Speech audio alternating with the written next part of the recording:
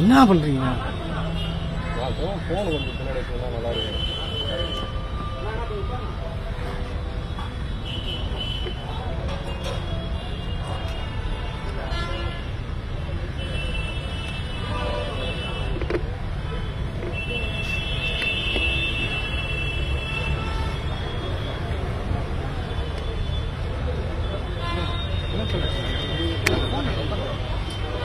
பார்க்குறேன் அப்போ நான் என்ன பண்ணுறேன் கேட்டுனே இருந்தா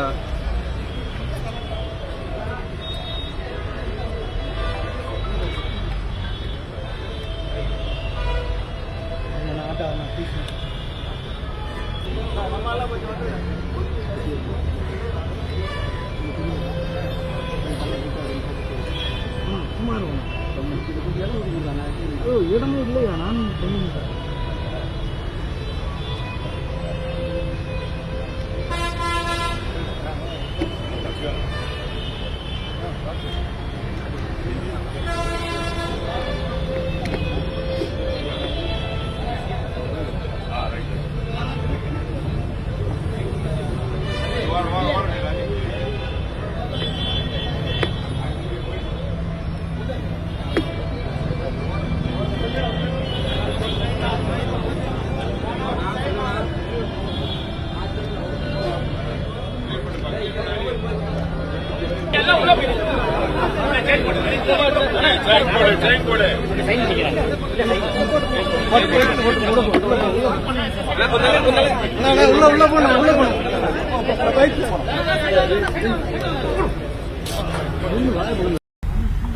அண்ணனோட இந்த பிரிவு ரொம்ப ரொம்ப துயரமானது. மனசு அவ்வளவு கஷ்டமா இருக்கு. ஆரம்ப காலகட்டத்தில் எனக்கு ஒரு 4 படங்கள் 5 படங்கள் ஆச்சு. பெரிய பாராட்டுலாம் எனக்கு கிடைக்கல. அப்போ பெரிய நானும் ஒரு படம் அவர் கூட சேர்ந்து பண்ற வாய்ப்பு எனக்கு கிடைச்சது. ஒரு 8 நாள் இந்த 10 நாள் வரைக்கும் அவர் கூட பணியாற்ற ஒரு வாய்ப்பு கிடைச்சது. ஒரு நாளுமே ஒரு சகோதர அன்போட முதல் நாளே ஒன்னா உட்காந்து சாப்பிடலாம் அப்படின்னு கூப்பிட்டாரு. நான் ஒரு வேண்டுதல் அப்பாக்காக வேண்டி நான் 8 வருஷம் அசைவம் சாப்பிடல, நான்வெஜ் சாப்பிடல.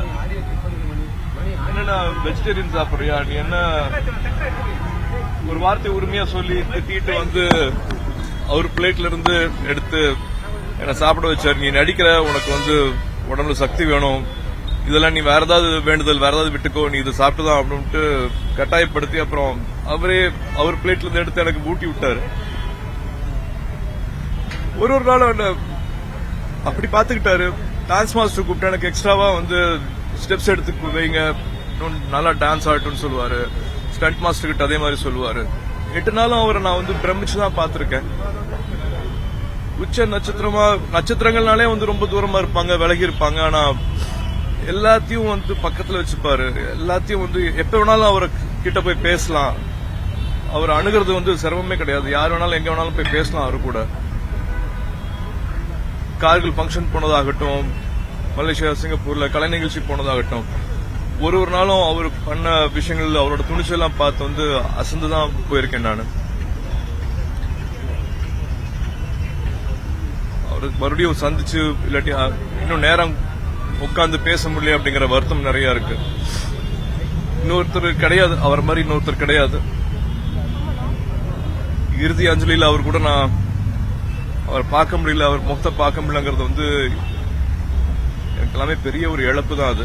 அது ஈடு செய்ய முடியாத ஒரு இழப்பு. பெரியவங்களை இழக்கிறது எப்பவுமே ஒரு துயரமான விஷயம். அண்ணனோட இழப்புங்கிறது ரொம்ப கஷ்டமா இருக்கு. அவங்க குடும்பத்தாருக்கும் அவங்களோட சொந்தங்களுக்கும் தொண்டர்களுக்கும் எல்லாருக்கும் ஆழ்ந்த இரங்கலை நான் தெரிவிச்சுக்கிறேன். என்னோட ஆத்மா சாந்தி அடையணும்னு நான் வேண்டிக்கிறேன். எப்பவுமே அவரோட நினைவுல இருக்கும். அவரோட எல்லா பதிவுகளையும், அவரோட அழகான பதிவுகள், அவரோட அழகான மெமரிஸ் எல்லாத்தையும் கடைக்கோடி மக்கள் வரைக்கும் எடுத்துட்டு கொண்டு போயிட்டு இருக்கிற எல்லா ஊடக நண்பர்களுக்கும் நான் அதை நன்றி தெரிவிச்சுக்கிறேன். மறுபடியும் அந்த மெமரிஸ்ல வாழ்றதுக்கு ரொம்ப சந்தோஷமா இருக்கு. நான் பார்க்காத அரிய காணொலியெல்லாம் இப்ப மறுபடியும் பார்க்க முடியுது. அவர் செஞ்ச விஷயங்கள், பேசின விஷயங்கள், அவரோட இன்டர்வியூஸ் எல்லாம் வந்து மறுபடியும் பார்க்கறதுக்கு வந்து ரொம்ப சந்தோஷமா இருக்கு. அதை மறுபடியும் எல்லாருக்கும் கொண்டு போய் சேர்த்துட்டு இருக்கிற ஊடக நண்பர்கள் எல்லாருக்கும் நன்றி தெரிவிச்சு.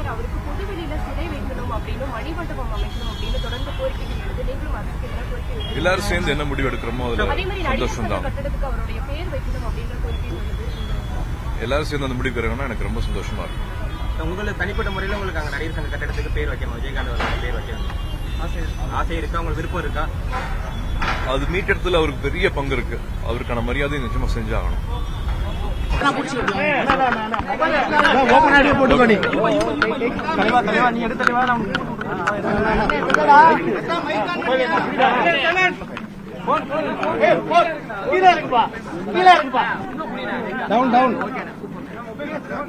ஹலோ மொபைல் கையில இருக்கு அண்ணா, கீழ டவுன் பண்ணிக்க, கொஞ்சம் டவுன் கீழ இருக்கு.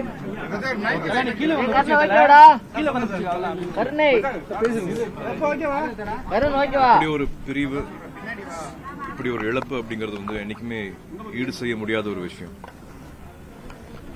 அண்ணனோட முகத்தை வந்து கடைசியா பார்க்க முடியல அப்படிங்கிற எனக்கு ஒரு பெரிய வந்து ஒரு ஒரு கில்ட் வந்து வாழ்நாள் ஃபுல்லா எப்பவுமே இருந்துட்டே இருக்கும். எனக்கும் கார்த்திக்கும் இருந்துட்டே இருக்கும். ஆரம்ப காலகட்டத்தில் அவர் கூட பழகின நாட்கள் வந்து ஒரு சகோதர அன்போட, உரிமையோட அவர் என்கிட்ட பேசின விஷயங்கள் வந்து என்னால் வாழ்நாள் பூரா மறக்கவே முடியாது. நிறைய நம்பிக்கைகள் சரி, என்னோட பழக்க வழக்குகள் சரி, அவர் மூலமா நான் நிறைய கத்துக்கிட்டு இருக்கேன். இப்போ வரைக்கும் நான் அதை வந்து கடைபிடிச்சிட்டு இருக்கேன். அவர் வந்து அவரோட ஞாபகமா இப்ப வரைக்கும் வந்து ஒரு கட்ட நாற்காலியில தான் உட்காருவேன். கை வச்ச நாற்காலியில உட்கார வேண்டாம், இதுல உட்காருங்கன்னு சொல்லி கத்து கொடுத்தது ஒரு 20-25 வருஷமா. எங்க ஷூட்டிங் ஸ்பாட் எங்க இருந்தாலும் எனக்கு அவர் மாதிரியே ஒரு நாற்காலி இருக்கும். அதுதான் நான் இப்பவும் உட்கார்ந்துட்டு இருக்கேன். நட்சத்திரங்கள்னாலே வந்து அவ்வளவு வெற்றிகள், பல விஷயங்கள் நடக்கும்போது வந்து ஏதோ ஒரு காரணத்தினால, சூழ்நிலையினால வந்து கொஞ்சம் விலகியே இருப்பாங்க. எல்லாருக்கூடையும் நெருங்கி பழகிறதுக்கான வாய்ப்பு கிடைக்காது. ஆனா அது எல்லாத்தையுமே உடைச்சவர் வந்து கேப்டன் அவர்கள். அவர் மாதிரி இன்னொருத்தர் கிடையாது. பெரிய இழப்பு. அவங்கள இப்ப இழந்துட்டு இருக்கிறது, ஒரு பெரியவங்களை வீட்டில் இருக்கிற ஒரு பெரியவர்களை இழந்தா எப்படி இருக்குமோ அந்த மாதிரியான ஒரு பெரிய இழப்பு அது. அவர் எப்பவுமே ஞாபகம் வச்சுட்டு இருக்கிற மாதிரி, கண்டிப்பா திரைத்துறையில வந்து அவர் பேர் எப்பவுமே ஞாபகம் வச்சிருக்கிற மாதிரி ஒரு விஷயம் நடக்கணும். அது கூடிய சீக்கிரம் அனௌன்ஸ் பண்ணுவாங்கன்னு நான் நம்புறேன். அவரோட நல்ல நல்ல ஞாபகங்களை, அவரோட நல்ல நல்ல பதிவுகளை கடைக்குடி மக்கள் வரைக்கும் எல்லாருக்கும் போய் சேர்த்துட்டு இருக்கிற ஊடகங்கள் நண்பர்களுக்கு வந்து நான் நன்றி சொல்லிக்கிறேன். நான் ஏற்கனவே சொல்லிக்கிறேன், அது திரும்பி பார்க்கறதுக்கு வந்து ரொம்ப அழகா இருக்கு.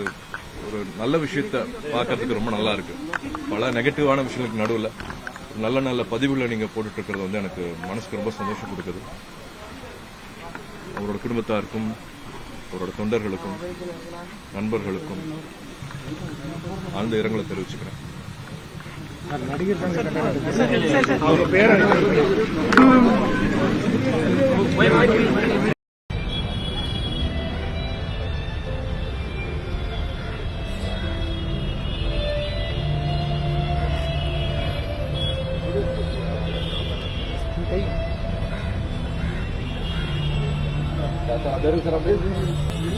என்ன பண்றீங்க? போன் வந்து பின்னாடி நல்லா இருக்கு.